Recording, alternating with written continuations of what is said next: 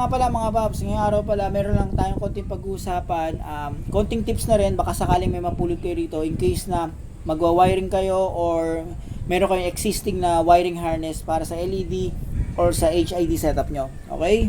So simulan natin to mga paps. So ito yung nakikita nyo, luma na tong HID wiring harness na to. So yung isang tropa natin na yung naka-Toyota Wigo, nagkaroon ng aberya kahapon. So nangyari, umuusok yung loob ng engine bay niya. So kitang kita talaga yung usok. Ngayon ang pagkabukas niya, ito yung nakita niya. Ito yung nakita niya na may sunog. Yan. Okay? So ang tawag dito, wiring harness controller. Yan. Etong na to, HID setup niya, hindi na to ginagamit, disable na to.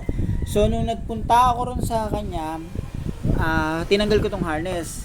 Ngayon, gagawin ko to kasi baka makatulong tong video na to in case na meron kayong ganitong wiring harness setup or kahit sa LED setup nyo, baka makasakaling makatulong to mga paps, may mapulot kayo rito. So nung tinatanggal ko na tong yung wiring harness niya, meron na akong napansin. Okay, so pakita ko lang sa inyo. Ito yung nga pala yung balas, yan yung balas ha. Tapos ito yung mga connector sa ilaw, yan. Yan. So ito yung pinaka wiring harness controller niya. So kung mapansin nyo, sunog tong part na to, di ba? So ito, nakakonect yan dito. Ganyan yan. Kumbaga, ito yung nagmamanage lahat ng connection papunta sa LED, sa ballast. Yan. Ganyan siya. So kung mapapansin nyo, yung sunog dito sa part na to. So nung tinatanggal ko yung wiring harness, may napansin lang ako mga paps. Yung isang wire, sa may positive, may isang nakakonect pa. So ito siya. So, yung isang positive na linya, yung isang wire na nakakonect sa positive, active pa rin siya, nakakonect pa rin siya. Kahit disable na tong setup na to. Ngayon, pag sinundan mo yung positive na linya, ito, yan, yung wire na to, dito konektado yan, dito, sa part na to. Ngayon, etong part na to, ito, dito sa side na to yan, yung sa part na may sunog. Nakita nyo naman yan eh. Yan o. Yan. Ba? So, dyan siya. Kahit di na siya ginagamit, itong HID na to, consistent pa rin yung voltage sa positive niya, which is ito. Okay? So, yung positive niya, binibigyan pa rin siya ng voltage. Yan. Okay? So, yan siya. So, ang tendency niyan, kung magkaroon man ng problema dito, internal failure dito, magkaroon ng short circuit dito, magkakaroon talaga ng sunog yan. Kasi consistent yung pagbibigay niya ng voltahe. Tuloy-tuloy lang yung pagbibigay ng voltahe niyan. Yan. Kita nyo naman eh. Ito kasi nakakonect sa sa positive. Dapat kasi dito mga paps, kapag meron kayong hindi na ginagamit o disable na HID or LED na hindi nyo na ginagamit sa sasakyan nyo, tanggalin nyo na yung harness. Tanggalin nyo na yung positive connection sa battery. Yung mga ground, tanggalin nyo rin para safe. Tapos, yung lumang harness, tanggalin nyo na. Kasi baka mag-cause pa yan ng sunog. Gaya nito. Yan. So, bakit hindi pumutok ang fuse? Ito kasi mahirap mga paps eh. Yung mga wiring harness na nabibili natin, kadalasan, lang sila kumbaga, naglalagay ng fuse. Hindi na nila na-check kung tama ba yung fuse na nilalagay nila. Sa senaryo nito, ito nakalagay na fuse mga paps. Kaya hindi pumutok ang fuse dahil ang rating ng fuse nito ay 30 ampere. So sa gantong setup mga paps, sapat na ang 20 amperes kasi etong gantong kataas na fuse, yan, hindi agad puputok ang fuse nito kasi kahit umabot ng 29 amperes yung current at mainit na talaga yung wire, iisipin nito na okay pa siya kasi 30 amperes yung yung rating nito eh. So ganito kasi para maliwanagan nyo may pumapasok ditong current sa wire na to. Okay, pumapasok na current sa wire na to, halimbawa 29 amperes yung pumapasok. So 29 amperes, 29 amperes, 29 amperes, 29 amperes pumasok dito. So mainit na yung wire niyan. Ang nangyari, tuloy-tuloy lang pasok ng 29 amperes yan mga paps, hindi puputok ang fuse kasi ang rating nito ay 30 amperes. Kapag yung 30 amps dito, diba, 30 amps pumapasok dito, puputok na to. Hindi na magko-continue yung pagdaloy ng current papunta rito. Magiging safe na tong part na to.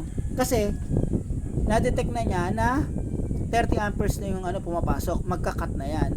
So, yung yung dapat maliwanagan ng iba mga paps eh. Mataas yung fuse ay safe na. Kapag mas mababa yung fuse, yun talaga ang mas safe.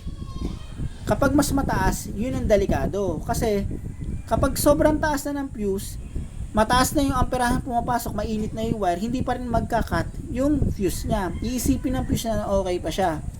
So, dapat mababa mga paps. Wag naman sobrang baba. Dapat yung tama lang. Wag yung sobrang taas gaya nito. Pero sa mga wiring harness ng mga LED, usually nasa ano yan, 15 to 20. Yan. May mga senaryo na halimbawa sa fog light, kung nagkakamali, nasa 10 lang, 10 to 15 yan. So, safe na yon. Kasi pag dumadaan dito yung current, mataas na current, kapag mababa yung rating ng fuse nyo, halimbawa, ito, halimbawa, 29 amperes, 29, kung ang rating ng fuse natin ay halimbawa 20 amperes, 29 amperes yung masok, makakat na yan. Pag nakat na yan, safe na yung dito sa load niya. Okay? So, ganun ang mangyayari yan mga paps. Ito, isa pang sablay ito. So, ngayon, yung sa akin, yung wiring harness ng setup ko, original yung mga paps yung website na yun, galing sa abroad. Pero nung nakita ko, 30 amperes. So, yun kasi mahirap eh. Sa mga gumagawa ng mga wiring harness, lalo na sa ibang bansa, yung mga China, hindi na nila masyado siguro na, ano yung parang sinasabi lang nila na okay na yan, ganun siguro. Pagka parang yung fuse na yon para sa lahat. Ang gagawin ko doon mga paps, yung fuse na nakalagay doon, 30 amperes din na nakalagay nung nag-check ko kanina eh. Babaguhin ko. Gagawin kong para safe naman, 20 amperes lang, sapat na yon. Okay? Kakayanin na nyo yung surge kahit paano. Pero ganito, 30 amperes, tapos old system, hindi na ginagamit. Consistent yung pasok ng voltage, consistent yung yung daloy niya dito. Tapos 30 amperes lang to. Sunog yan mga paps, delikado talaga. Dapat to babaan. So okay mga paps, hanggang dito na lang yung video na to. Sana kahit paano, may napulot kayo sa video na to, kahit simple at basic information lang yung binigay ko para maiwasan kahit paano yung pagkasunog ng wiring harness para sa HID or LED setup nyo. So ganito mga paps.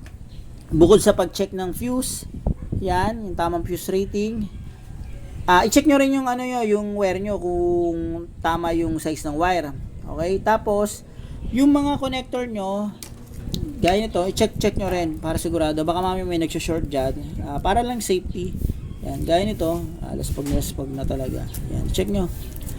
Tapos, yung controller nyo na ganito, kung posible lang naman, balutan nyo ng electrical tape.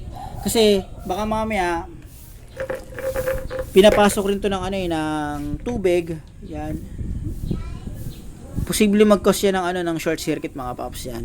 Ganyan lang kasi siya eh. Okay, so balutan yung electrical tape. Syempre, gaya ng sabi ko paulit-ulit, yung fuse rating, yan, i-check nyo. Siguraduhin yung tama yung fuse rating mga paps. Okay? So paano mga paps, hanggang dito na lang yung video na to. Maraming salamat sa inyo.